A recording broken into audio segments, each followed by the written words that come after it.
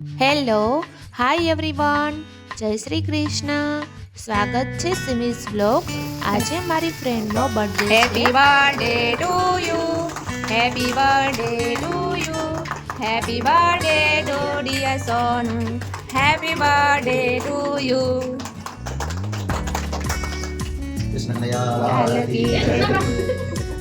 તો આજે અમે મારી ફ્રેન્ડની ઘરે આવ્યા છીએ.